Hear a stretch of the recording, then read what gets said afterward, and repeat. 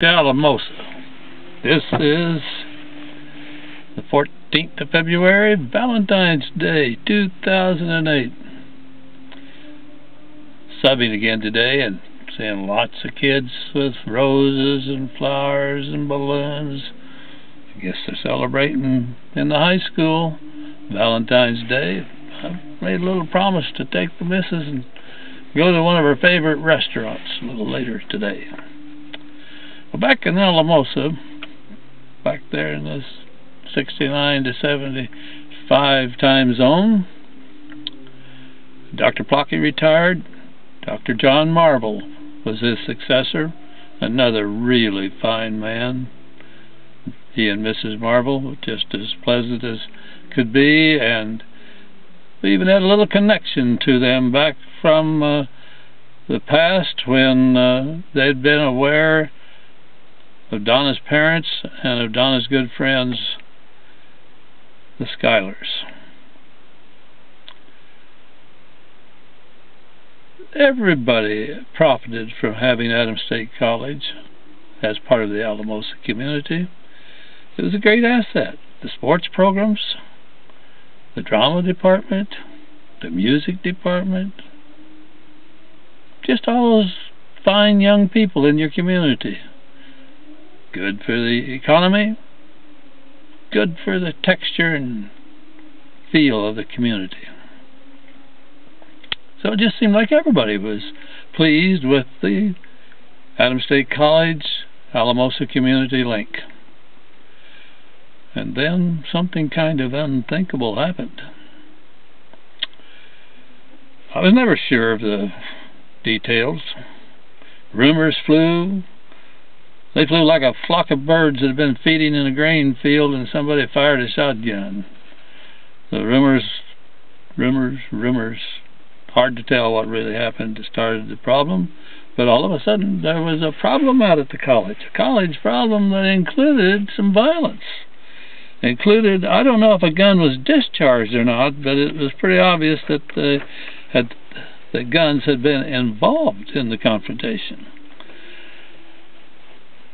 Well, the rumor was, well, there were a lot of other rumors, but the most persistent rumor I heard was that it was a kind of a clash of cultures.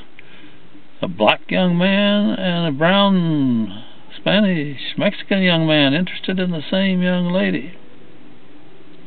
Well, those kinds of trios have caused lots of conflicts in lots of places, so maybe it was the one that triggered this thing. I don't know. All I do know is that there were other rumors that maintained that the real problem was that there were a bunch of activists on campus, people that weren't from Alamosa and weren't part of the Adams State College clientele, and that the activists were the ones that created the confrontation. Well, who knows? All I do know is that overnight there was a lot of tension and a little bit of fear.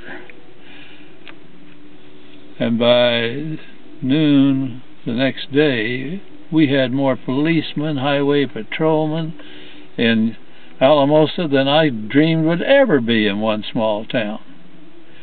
Adams State's part of a consortium group of similar colleges ruled by a governing board. I think the board's appointed by the governor. And they, obviously, Dr. Marble and the others that were involved in those decisions took the matter right straight to the top, and the top decided, hey, we're going to take care of this and take care of it right now. Hence, an overpowering collection of police authority into our community, and as I could tell, the very next day after the confrontation occurred. Well, at our house, we were only about, I don't know, 4 or 5 blocks from the nearest dorm of Adams State College, and not more than a half a mile from any part of the Adams State College. Maybe a little more, but not much. And we thought we'd better have a little plan here. If all this power's in town, and if shooting might happen, what are we going to do? Well, we looked the house over and said, based on the angle from the college, if there's any firing going on, get into the hallway, the central hallway, and lay down. So we had a plan. We weren't particularly uneasy, but it was a tense time, and we didn't want any more risk than necessary. Well, everything got very quiet. In just a day or two, the visiting officers were gone. And then the rumors flew that there were a few students that were now ex-students. That an investigation had been held and decided that these are the students that were involved in the situation, and I'm not going to take any chance of a flare-up. Those selected students, identified students, apparently were told, you can leave and not be seen here again, or we'll press charges. I don't know that's what was said, but that's what the rumor was, and I suspicion there was some truth to the rumor. I'll tell you one thing, life returned to normal pretty fast. As far as I know, college campus, there's always going to be a little friction here and there, but as far as I know, no further serious friction based on any kind of ethnicity occurred at Adams State College.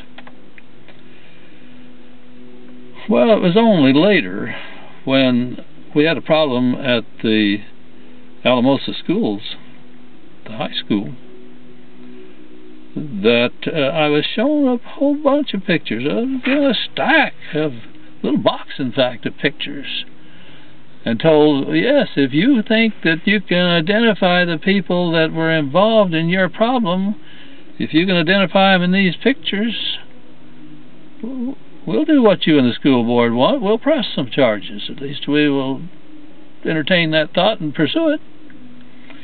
Well, I looked and looked and looked, but in a parking lot at night, and there's a confrontation going on that causes you to focus your attention on a very small part of the confrontation, I'll be darned. I thought I'd done a good job. I picked out 2 or 3 of those people that were involved in 2 or 3 different pictures, turned it back in thinking, okay, we're on our way. We're going to get something done about this. Police came back and said, no. Those people that you picked out, you were correct in identifying them in more than one picture, but they were in a lot of other pictures that you didn't recognize them, and if we go to court, the defense attorney will disqualify your ability to identify who they were as being very hazy. So nothing was done. We'll get back to that with the next story.